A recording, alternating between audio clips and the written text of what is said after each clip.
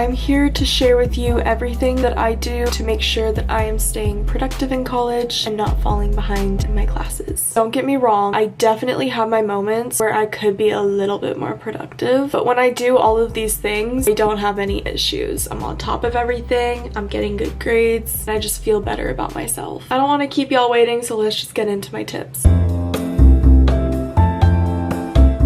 I'm gonna take my glasses off. I don't want y'all looking at a glare this whole video. But we are talking about these later, so they'll make their appearance again. I think the biggest game changer for me is effectively planning what I need to do. Whether you're using a sticky note, a notebook, or just some sort of planner, having some sort of way to keep a to-do list of what you need to do for your specific study session, your whole day, anything like that is super effective and helpful. Or having a digital to-do list on your phone or your laptop, just some way to track out what you need to get done. I feel like the most overwhelming part of being productive, specifically if you have assignments to do and things like that, is to know what you need to do and the stress of forgetting something. So if you have everything written out, you can see what you need to do, it's very helpful. I personally use a combination of 3 different to-do list methods. I'll use the reminders app on my phone for any quick things that I don't want to forget to do. For my planner, I will write out my plan for the day. And the third thing I'm going to do is actually my next tip in this video. I'm sure a lot of people can agree, but sometimes your coursework can be a little bit overwhelming in college, but I started doing this one thing my second semester of freshman year, and that has changed the game for me with assignment tracking. I started out by using Notion to keep track of all of my assignments. I'm going to actually show you the new method that I've been using that's even better. But on Notion, I made a tracker sheet where I could input the class that my assignment was for, what type of assignment it was, due date, and the completion status for each assignment. Super helpful. But the new thing that I actually started doing is using Google Sheets. And I actually made my own assignment tracker. I'll have it linked down below if you would like to purchase it. If you do want to purchase it, I do have a special discount code for anyone coming from YouTube. You'll get 50% off. And it's just like my Notion method. However, there's one extra thing that this Google Sheet provides that I think makes it at least 10 times better, especially if you are an ADHD girly or guy. There is a column that tracks a countdown of when the assignment is due. So it will tell you how many days you have left to turn in this assignment. For me personally, if I see that I have a paper due in 3 days, you bet I am going to be starting that paper that day. There are also some other features that I added on there just in case you want to use it, even if I don't use it. Having some sort of assignment tracker that is separate from whatever program that your school uses for assignments. My next tip is not studying specific, but it is productivity specific. Make playlists on Spotify, Apple Music, wherever you listen to your music for different productive activities you're doing. I feel like having that specific playlist or that specific mindset you need to be in is really beneficial. For example, I like to listen to either lo-fi or classical music when I'm studying. I like to listen to a podcast or rap when I'm working out. It kind of reminds me of those back to school videos from 2016 where people said chewing the same flavored gum or wearing the same scented perfume when studying and taking an exam puts you in that same headspace. So basically music does that for me where I'm in that same mental cloud. It's not the same thing, but it's like the same idea. It's also important to know what times of the day you are most productive. In the mornings, you might be more inclined to be productive in one category, whereas at night, you might be more productive in another. I know there was some study done somewhere about what times of day were the best times of day to do specific school subjects. I want to say the morning time was science and math, and the end of the day was like history and writing. But just finding what works best for you. You can also use this strategy for other things like working out, running errands, all of the productive things that you have to do. You can really figure out what time of day works best for you. But just being very self-conscious, what times of day works best for you could turn a 3-hour study session into a 30-minute to an hour homework session, just because your brain is processing it better. For this next tip, you might not think it is that effective, but I promise it is. And once I started doing this every day, I have not gone a single day without doing it, and that is making my bed in the morning. As soon as I get out of bed, first thing I do is I make it. Yes, it looks appealing, it makes your room look a little bit cleaner, but the real reason why this is so effective is because it is such a small, productive, easy thing that you can do in 5 seconds. So as soon as you're waking up, you're teaching your brain to be productive. And because you are promoting that productive mindset as soon as you first wake up, and you create that habit every single day, you are more likely to be more productive as soon as you wake up. And actually, another reason why making your bed every morning is beneficial to your productivity comes in with this step. I have a little homework for you guys to do, and I promise it's very easy. Take out a piece of paper and write out the list, all the little micro productivity things that you have to do throughout the day. This could include waking up at a certain time, making your bed, brushing your teeth, washing your face, taking a shower. Write everything out in the order that you do it. Just add the things that you just do as a second nature thing in your day. Now that you've written out your list, look at your list and see where you can incorporate these productive things that you would like to add to this list. For example, in the mornings and at night, I sit at my desk to do my skincare routine. Like I mentioned earlier in this video, I work best with homework in the morning and at night. So after I do my skincare routine in the morning and at night, I'm already at my desk, so I may as well incorporate homework after my skincare routine. If you have trouble focusing for long periods of time like I do, I would recommend time blocking. Time blocking might look a little bit different for everybody, just depending on your average attention span. For me personally, I work best if I do 30 minutes on and then 10-minute break, and then 30 minutes on and another 10-minute break. What is important about actually making this productive is that those 30 minutes on, or that period of time that you choose to be on or productive, you eliminate any distractions. And then when you are on your break, you are not thinking about that productive task. You are not working on it at all. If you get up and you walk around, specifically outside in nature, you are so much more likely to continue the productivity when you come back to your 30 minutes on. This next tip I need to personally work on, and it is so easy. But if you have a hard time starting a productive activity, maybe it's just really hard for you to get the initial ball rolling. But then once the ball's rolling, you're good to go. A solution to that is to prep the night before. If I plan to do my homework in the morning, I'll set out all the materials that I'll need to do my homework out on my desk. So that way, when I open my laptop first thing in the morning, it's there. Because it's just hard to start the task, but you've technically already started the task. As promised, the glasses are coming back out because I wanted to talk about them. These are my blue light glasses, so sometimes at night if I'm using my screen, my head hurts. Wearing your blue light glasses at night, or if you're using a device for an extensive amount of time, sorry about the glare, I'll take them off. Anyways, if you use a device for multiple hours every day, towards the end of the day, you might start feeling less and less motivated because the screen is just harsh on your eyes, it's hurting your head, you don't want to be staring at that screen anymore. Having a good pair of blue light glasses that you can wear throughout the day while you're using your devices minimizes the headaches, minimizes the eye strain. Anyways, those are all of my very realistic things that I do to stay productive. I wanted to include a variety of things that I do that you might not have thought of that really help with productivity. With that said, thank you guys so much for watching this video. I wish everyone luck on their semester. You've got this, and I'll talk to you guys soon. Bye!